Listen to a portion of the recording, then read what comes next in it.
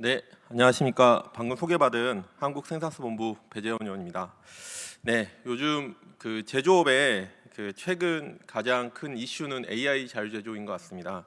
예, 그래서 오늘 AI 자율제조에 대한 정의, 그 다음에 핵심 기술, 그 다음에 이걸 어떻게 적용할 건지에 대한 내용들을 발표해 보도록 하겠습니다.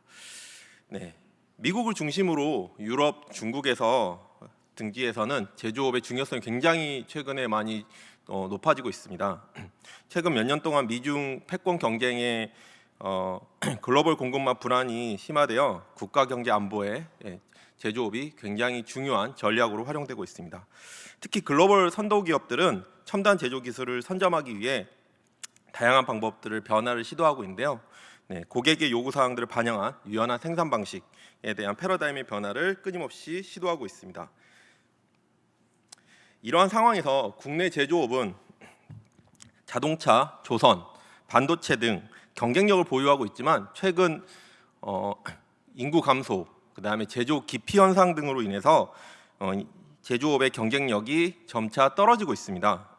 이에 근본적인 혁신이 필요한 단계였습니다. 그 근본적인 혁신의 중심에는 AI가 있습니다. AI 기술력 확보를 위해 정부와 선도 기업들은 대규모 투자와 연구를 지속적으로 추진하고 있습니다. 시장이 이렇게 커짐에도 불구하고 제조 산업은 타 산업에 비해서 AI 자율제조, 특히 AI를 도입하는 데 굉장히 더딘 편이었습니다.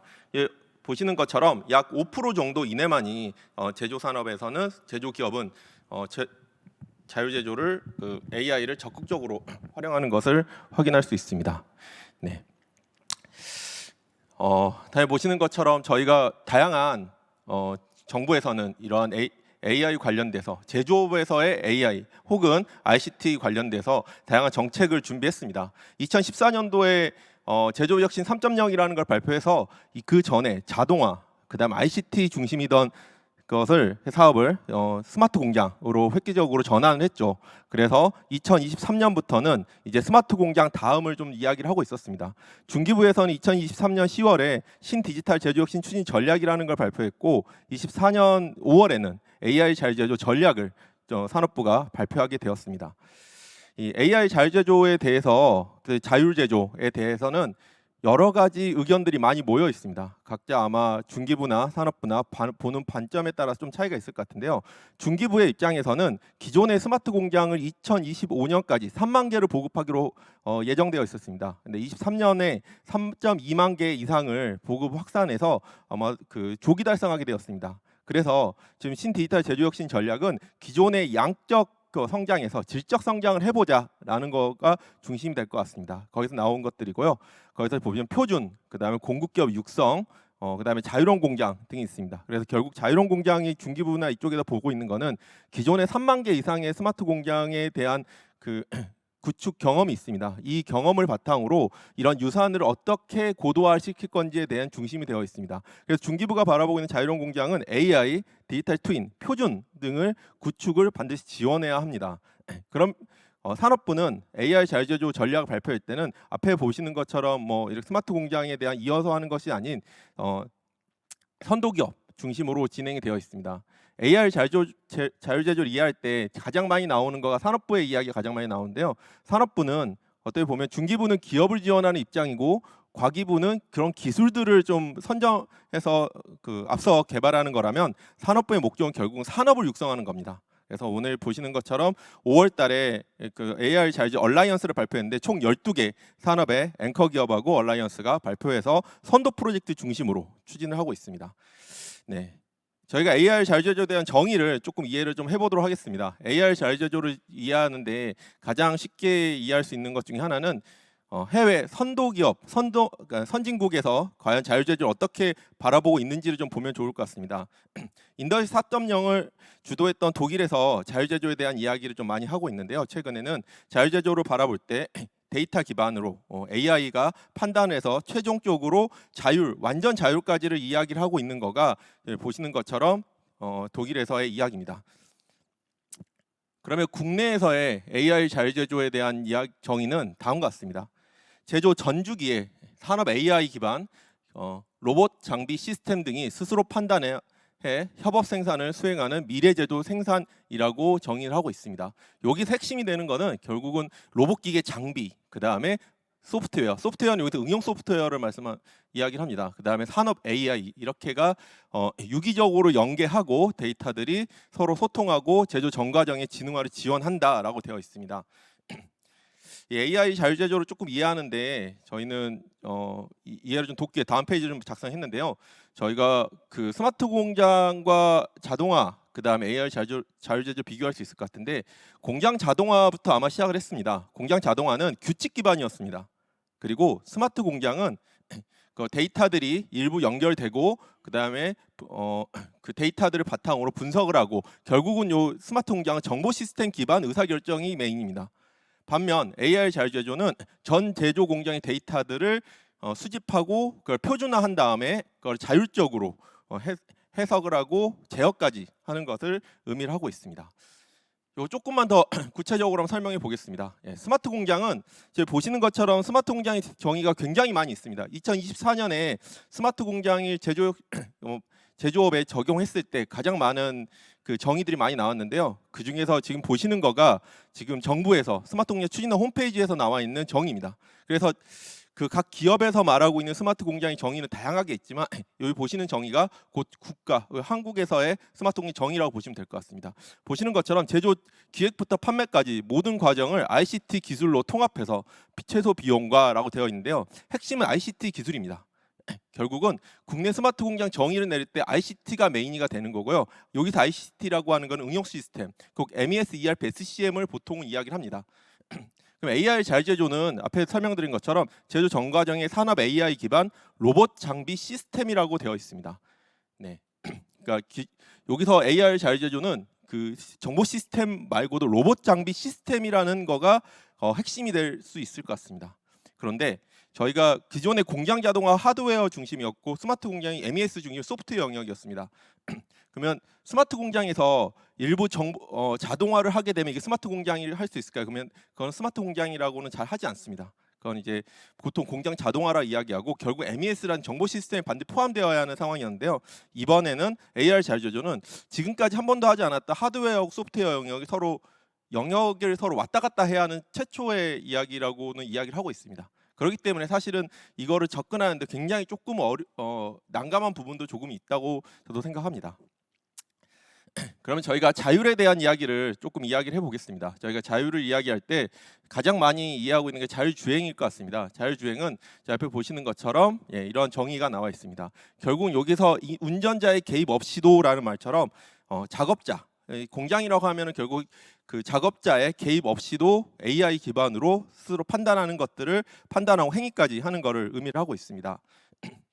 그러면 자율주행 단계를 저희가 잠깐 이야기를 좀 해보겠습니다. 자율주행 단계는 0부터 5 수준까지 있는데요. 0 수준은 레벨 0은 말 그대로 모든 것을 사람이 직접 운전하는 겁니다. 레벨 1은 1하고 2는 크루즈 기능처럼 여기 부분 자동화, 부분 자율화가 되어 있는데요. 보조를 하는 기능이었다면 3부터 3, 4, 5 이런 쪽 단계로 넘어갈수록 사람의 손이 하나 떼고 눈을 하나 떼고 이렇게 하나씩 떼가서 마지막 5까지 가면은 완전 자율까지도 가게 됩니다. 그러면 이 자율이라고 하는 키워드를 볼 때는 어떤 키워드를 이 단계로 구분했냐 보면 보통 세 가지 키워드를 이야기합니다. 인지 판단 제어라고 하는데요. 저희는 하나 더 이야기를 합니다. 추론도 같이 들어갑니다. 네. 그러면 이제 스마트 공장 혹은 저희가 자율제조에 대한 모습을 어떤 모습으로 정의될까 이해를 하려면 기존의 스마트 공장 단계를 조금 이해를 한번 해보고 넘어가겠습니다.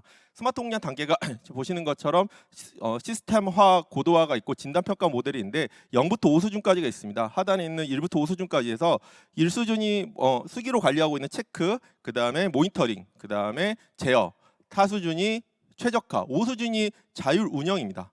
그러면 저희가 자율제조에 대한 진단평가 모델 수준을 어떻게 정의 내릴 건지는 아직은 논의 중입니다. 근데 저희가 오늘 가져온 거는 어떤 식으로 정의하면 좋을지에 대한 이야기인데요. 저기는 스마트 공장에서도 자율을 이야기했는데 여기 자율제조에서도 아마 자율에 대한 이야기를 좀 나눌 것 같습니다. 그러면 기존에 있는 스마트 공장에서 업그레이드를 해서 5수준을 6수준으로 옮긴 다음에 5수준에 있는 자율을 부분 자율하고 완전 자율로 나누는 방법이 있을 것 같고요. 혹은 앞에서 말씀드렸던 인지 판단 추론을 기반으로 자율주행 수준을 좀 나눌 수 있는 방법들도 있을 것 같습니다. 이건 아직 정의된 건 아니고 이런 논의들을 지금 진행하고 있습니다. 이런 정의에 따라서 아마 그 기업들은 내가 현재 있는 수준이 어떤 거고 다음에 무엇을 하면 될지가 자연스럽게 나올 것 같습니다. 이를 바탕으로 AI 자율제조는 다음과 같은 핵심 기술을 로드맵을 발표를 했습니다.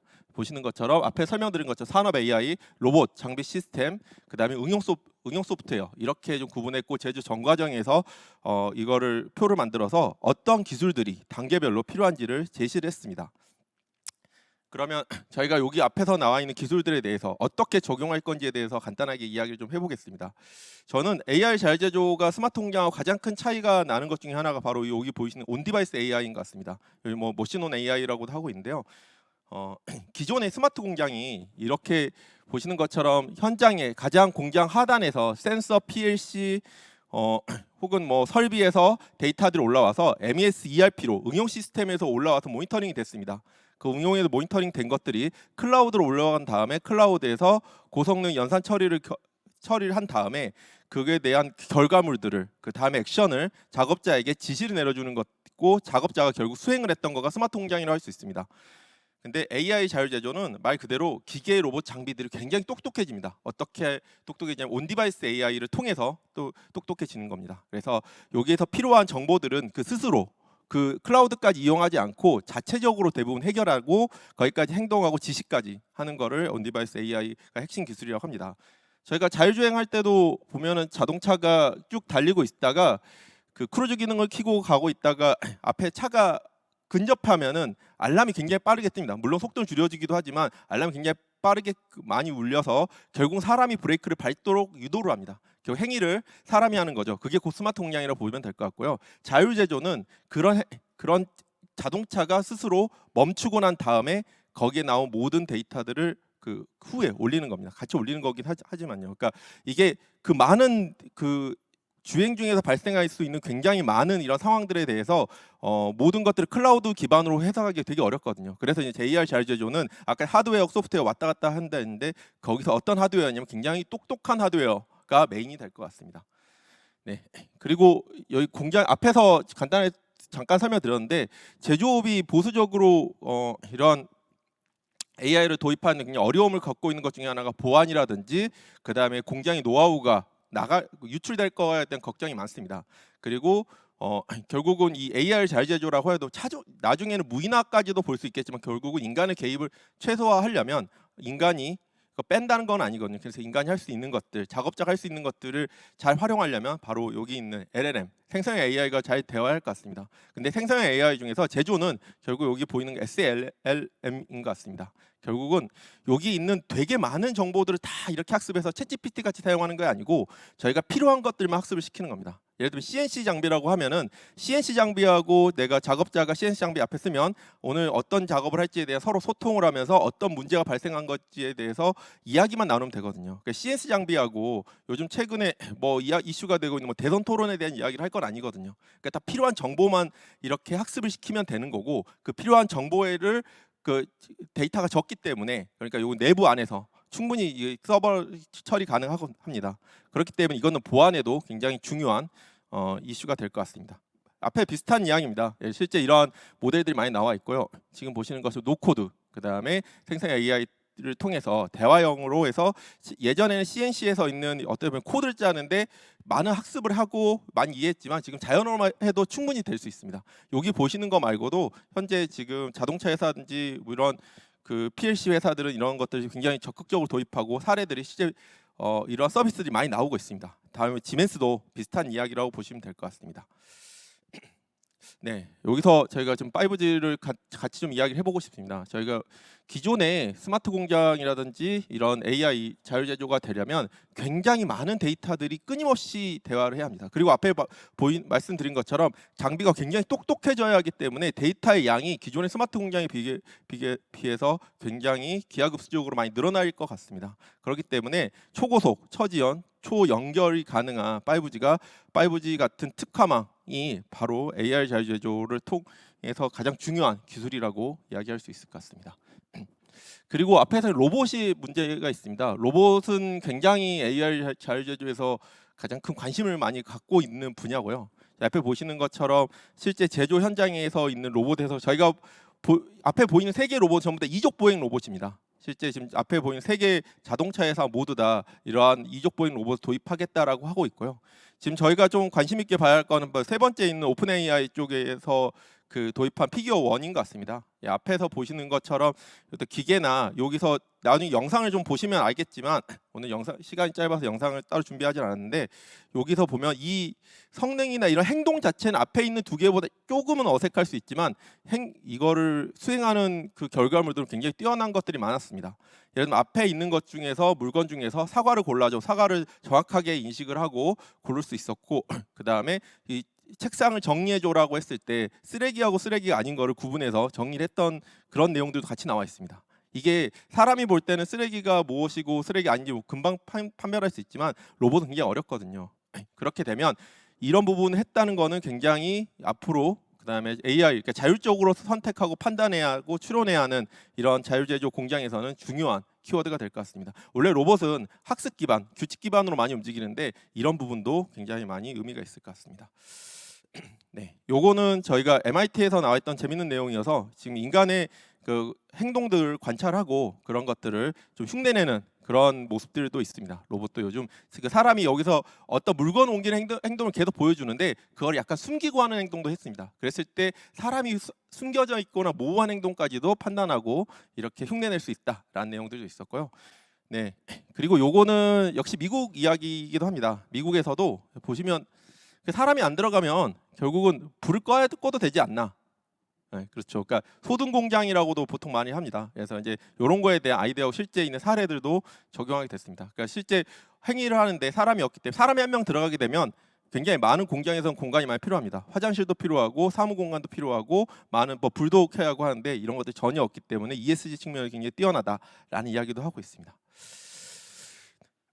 네. 결국 AI 자율제조를 하려면 기존의 스마트 공장하고 또 다른 것 스마트 공장이 컨베이어 중심으로 많이 이야기를 했다면 셀 방식이 메인이 될 것 같습니다. 현재 현대자동차 그룹에서도 가장 대표적인 자동차 쪽 그 산업이고 그 완성차 기업이고 컨베이어 방식에 가장 앞서 있는 기업인데도 여기도 셀 방식에 대한 논의가 많이 있거든요. 결국 AI 자율제조를 통해서 셀 방식으로 생산한다는 것은 고객 맞춤형으로 이러한 생산을 해보겠다라는 것들에 대한 이야기들이 될 것 같습니다. 네, 시간이 거의 다 지금 돼서 오늘 좀 마무리를 좀 하도록 하겠습니다. 저희가 AI 자율제조를 이야기할 때 기존하고 좀 다른 부분들도 있고 어떤 새로운 혁신이라고 저희는 이야기하고 있습니다. 그리고 혁신을 할 때 가장 중요한 거는 방향성인 것 같습니다. 그 방향에 대한 이야기를 할 때는 현재 내가 어디 위치에 있고 그다음 무엇을 해야 할지에 대한 것들이 좀 제시가 돼야 할 것 같습니다. 그 제시를 통해서 기업은 뭐 하는 것들을 뭐 예산이나 시간이 무한정 있는 거 아니기 때문에 선택과 집중을 해야 하는데 그 방향이 바로 진단평가 모델이 필요하다고 생각합니다. 그리고 저희가 보통은 지금까지는 최근에 노벨상에서 그 한강 작가의 그 문학상만 이야기했는데 저희가 한 가지 간과한 거는 이번에 노벨상이 AI 쪽이 굉장히 많이 휩쓸었습니다. 지금 보시는 것처럼 알파고를 그 개발했던 딥마인드에서 개발했던 그 알파포드가 이번 그 노벨상을 받게 됐거든요. 여기서 있는 저 내용들보다는 AI를 요 딥마인드에서 했던 말 중에 하나가 이거 어떻게 받았냐 그러니까 결국 인재 때문에 받았다 했습니다. 결국 우수한 인재들을 얼마나 확보하는지가 AI 자율제조, AI를 좀 제조업에 적용하는데 제일 중요한 문제일 것 같습니다. 지금 현재 보시는 것처럼 국내에서는 이런 인력이라든지 인재 확보가 좀 많이 어려움을 겪고 있습니다. 그래서 결국 일할 사람이 필요한 거가 저희가 볼 때는 AI 자율제조를 성공적으로 추진하는 중요한 키워드라고 생각합니다. 예, 여기까지 발표를 마치겠습니다. 감사합니다.